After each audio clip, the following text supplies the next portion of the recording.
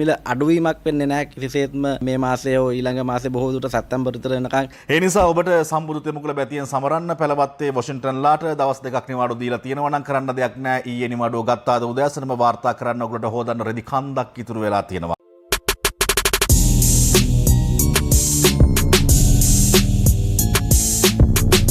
ඉදිරියේදී තෙල් මිල වැඩිවීමක් සිදු වෙයිද? අපි ගත්තාම මේ යුද්ධය ආරම්භයට පෙර තිබුණ මිලට වැඩිය වැඩි මිලක තමයි තාමත් ලෝක වෙළඳපොලේ මිල තියෙන්නේ. ඒක නිසා පැහැදිලිවම කියන්න පුළුවන් මිල අඩුවීමක් වෙන්නේ නැහැ කිසිසේත්ම මේ මාසයේ හෝ ඊළඟ මාසේ බොහෝ දුරට සැප්තැම්බර් විතර වෙනකන් මිලේ අඩුවීමක් නම් බලාපොරොත්තු වෙන්න බෑ. නමුත් වැඩිවීමක් තියෙනවද කියන එක මේ වෙනකොට අපිට කියන්න පුළුවන් කමක් නැහැ. අපි ඒක අධ්‍යයනය කරමින් ඉන්නේ. අපි බලන්නේ අද හවස් වෙලි තමයි ලෝක වෙළඳපොලේ මිල ප්‍රකාශයටපත් කරන්නේ. ඒ මිලත් බලලා 31 වෙනිදා තමයි සාමාන්‍ය විදියට මිල ප්‍රකාශයටපත් කරන්නේ. හැබැයි මේ සැරේ 31 වෙනිදා ඉරිදා දිනයක් යන හින්දා අද හවස වෙද්දී ලෝක වෙළඳපොලේ තෙල් මිල කොහොමද කියන එක ප්‍රකාශයටපත් වෙනවා අද දවසට අනුව.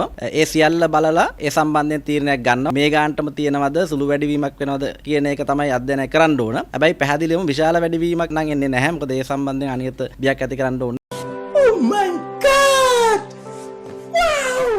ඊයේ සම්බුදු තෙමුගුල බැතියෙන් සමරන්න, තොරණ බලන්න, පහන් කූඩු බලන්න, දන්සැල් වදින්න, බැති සිතින් ගෙදරින් එළියට බහැලා රුපියල් 410ට පෙට්‍රල් ලීටරේ ගහගෙන කොළඹට ඇවිල්ලා ඊට පස්සේ අද උදේ වෙසක් බලලා ඔක්කොම කරලා පාන්දර ගෙදර යනකොට රුපියල් 434ට පෙට්‍රල් ලීටරේ ගහගෙන නේද කොයිතරම් ප්‍රීතියකින් ආණ්ඩුවේ ගුණ වය ජනතාවට යන්න වෙලා ඇද්ද?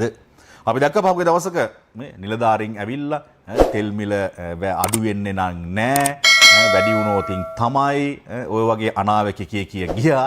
අපි හිටියනම් අහන්න හිතුණා ඒතකොට දැන් ඔහොම කියන්නේ ඔයාගේ ගෙදර තෙල් ඉඳ දැන් හාරලා ඉවරද කියලා. ඒ වගේ කතානේ කිය ගියේ.